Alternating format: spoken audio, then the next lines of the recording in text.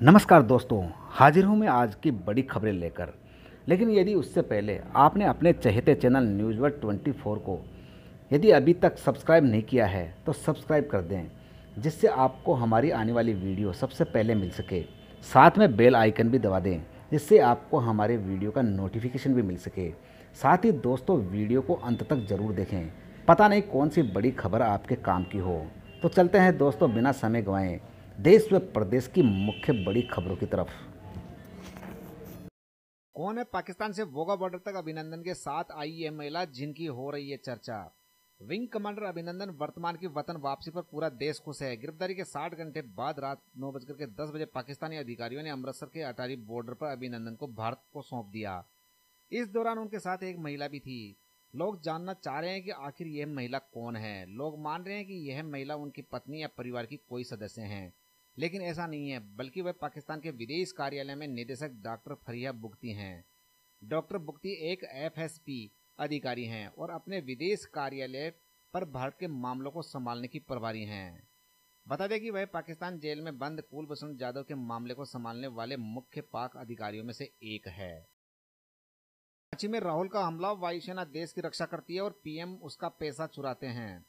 झारखंड में रांची में महागठबंधन की आयोजित रैली में कांग्रेस अध्यक्ष राहुल गांधी ने कहा कि जिस वायुसेना के पायलट देश की सुरक्षा में जान की बाजी लगा देते हैं, प्रधानमंत्री उसी वायुसेना के हिस्से का पैसा चुराकर अंबानी को दे देते हैं। उनका इशारा राफेल विमान सौदे की तरफ था। रांची के मोरहाबादी मैदान में परिवर्तित उल गुलान रैली को संबोधित करते हुए भारतीय वायुसेना भारत की रक्षा करती है। भारतीय वायुसेना के पायलट देश की सुरक्षा में जान की बाजी लगाते हैं। प्रधानमंत्री इसी वायुसेना का पैसा चुराकर अंबानी की जेब में डालते हैं। उन्होंने कहा कि यहां झारखंड मुक्ति मोर्चा, झारखंड विकास मोर्चा और अन्य पार्टी मिलकर भाजपा को हराएगी।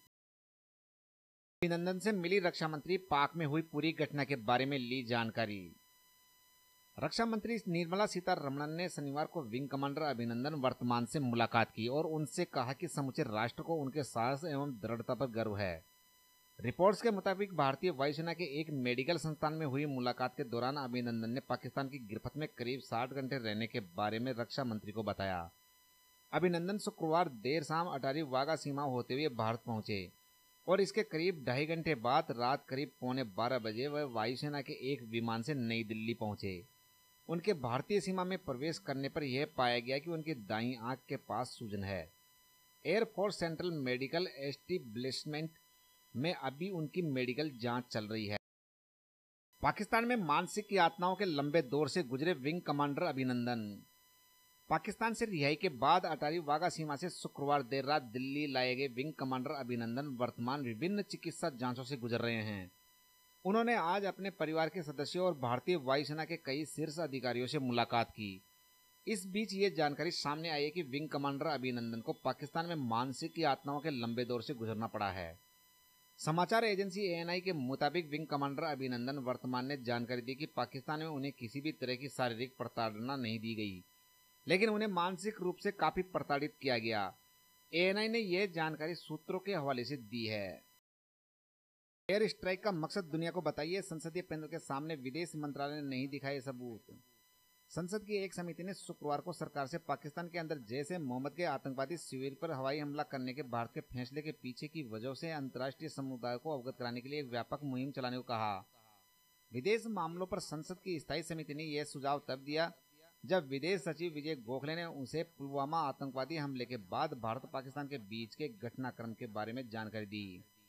पुलवामा में 14 फरवरी को जैश ए मोहम्मद के आतंकवादी हमले में सीआरपीएफ के 40 जवान शहीद हो गए थे।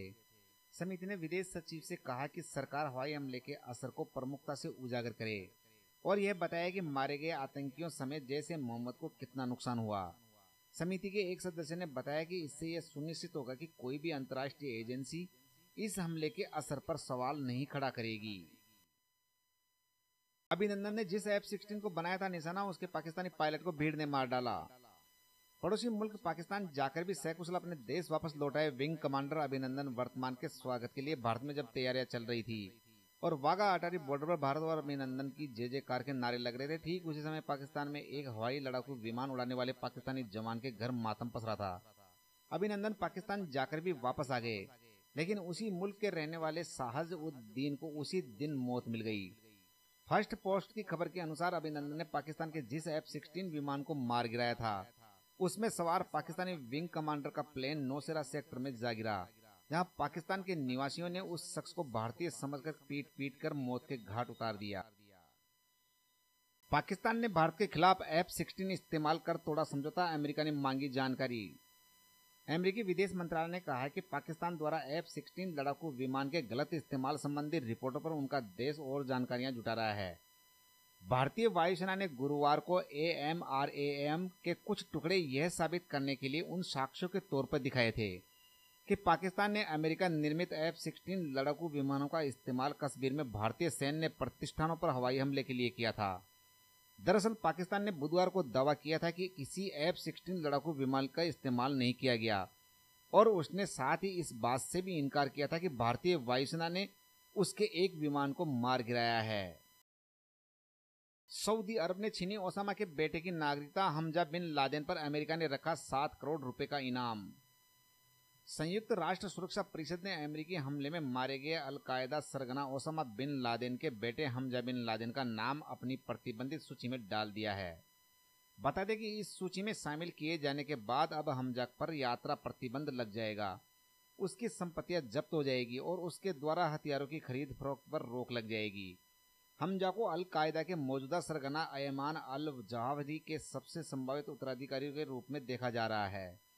संयुक्त राष्ट्र सुरक्षा परिषद की ISIS एवं अल कायदा प्रतिबंध समिति ने बृहस्पतिवार को 29 वर्षीय हमजा के नाम को सूची में डाल दिया।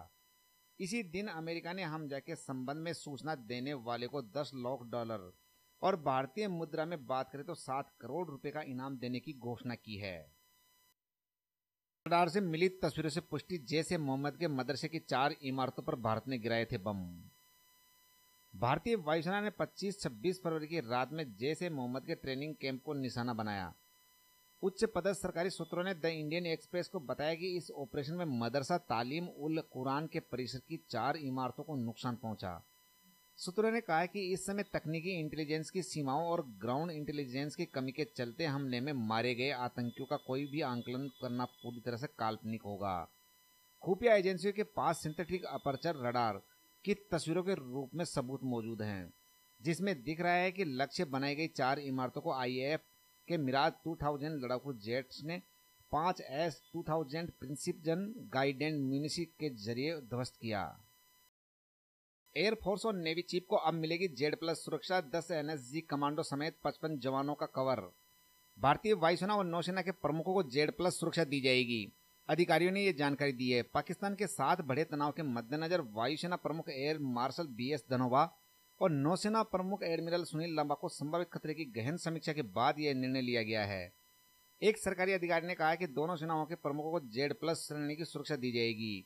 सेना प्रमुख जनरल विपिन रावत को पहले ही Z+ सुरक्षा मिली हुई है। दिल्ली पुलिस के एक अधिकारी ने बताया कि उन्हें गृह मंत्रालय से कल आदेश मिले हैं कि एयरफोर्स चीफ और नेवी चीफ को आज से ही Z+ सिक्योरिटी मुहैया करी जाए। भारतीय सैनिकों के राशन में जहर मिला सकती है ISI, खुफिया रिपोर्ट में अंदेशा।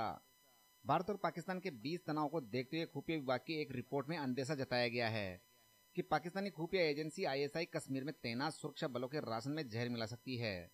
जी मीडिया के हवाले से खबर आई है कि क्रिमिनल इन्वेस्टिगेशन डिपार्टमेंट ने एक खुफिया रिपोर्ट में सुरक्षा बलों को ये जानकारी दी है।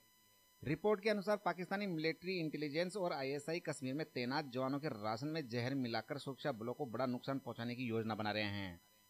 इस खुफिया रिपोर्ट के बाद सुरक्षा बलों को चौकन्ना रहने को कहा गया है। सुरक्षा बलों के कैंपों में राशन डिपो की सुरक्षा कड़ी कर दी गई है। साथ ही कश्मीर जाने वाले राशन को चेक करने के भी निर्देश दिए गए हैं। बता दें कि खुफिया विभाग की यह रिपोर्ट ऐसे वक्त आई है जब भारत और पाकिस्तान के बीच तनाव काफी बढ़ा हुआ है और सीमा पर भारी गोलाबारी हो रही है। पुंछ व राजौरी के लिए 400 एक्स्ट्रा बंकरों को मंजूरी। जम्मू कश्मीर प्रशासन ने पुंछ व राजौरी जिले के लिए शनिवार को 400 अतिरिक्त व्यक्तिगत बंकरों को मंजूरी दी। पिछले 5 दिनों में इन दोनों जिलों में पाकिस्तान की तरफ से भारी गोलाबारी की गई है। सरकारी प्रवक्ता ने बताया कि सीमा पार से भारी गोलाबारी को देखते हुए सरकार ने पुंछ और राजौरी जिलों के 200 अतिरिक्त व्यक्तिगत बंकरों को मंजूरी दी है। प्रशासन ने इन बंकरों का तेजी से निर्माण सुनिश्चित करने का अधिकारियों को निर्देश दिया है और कहा है कि इस बाबत कोष ग्रामीण विकास विभाग के जरिए संबंधित उपायुक्तों के पास होगा। ओप्पो R70 प्रो की कीमत में हुई 6,000 रुपये की कटौती। ओप्पो का पिछले साल दिसंबर में भारत में अपना नया smartphone Oppo R70 pro launch किया था। इससे पहले ओप्पो R70 प्रो को अगस्त में चीन में पेश किया गया था। वहीं ओप्पो R70 प्रो की कीमत में अब 6,000 रुपये की कटौती हुई है। ओप्पो R70 प्रो की खासियतों की बात करें तो इसमें ओप्पो का super VOC flash charge fast charging का सपोर्ट मिलेगा। ओप्पो R70 प्रो की बैटरी को लेकर दावा किया गया है कि 10 मिनट की चार्जिंग में 40% चार्ज हो जाएगी। 50,000 की टीवी 10,000 में 10 गुना कम कीमत में यहां से खरीदे इलेक्ट्रॉनिक सामान। सस्ते में सामान खरीदना पसंद किसे नहीं है। कई बार हम अपनी ज़रूरत के हिसाब से सेकेंड हैंड आइटम भी कम कीमत में खरीदते हैं। वैसे हम यदि आपसे ये कहें कि फला बाजार में 50,000 की टीवी सिर्फ 10,000 रुपये में मिलता है तो आप शायद यकीन ना करें, लेकिन यही सच है कि दिल्ली में एक ऐसा बाजार है जहां पर ये सस्ते सामान मिलते हैं और वह बाजार है मौजपुर, जो कि पूर्वी दिल्ली में स्थित है, जहां आप 10 गुना कम कीमत पर इलेक्ट्रॉनिक सामान खरीद सकते हैं। आसूस के इन 3 स्मार्टफोन की कीमतों में हुई 5,000 रुपये तक की कटौती। आसूस ने भारत में अपने 3 स्मार्टफोन की कीमतों में कटौती की है। आसूस के जिन स्मार्टफोन की कीमतों में कटौती है उनमें Asus ZenFone max pro M1, ZenFone max pro M2, ZenFone max 2 और ज़ेनफोन 5Z शामिल है। आपको हमारी वीडियो कैसी लगी ये हमें कमेंट बॉक्स में ज़रूर लिखें। यदि वीडियो अच्छी लगी हो तो ज़्यादा से ज़्यादा लाइक और शेयर करना ना भूलें।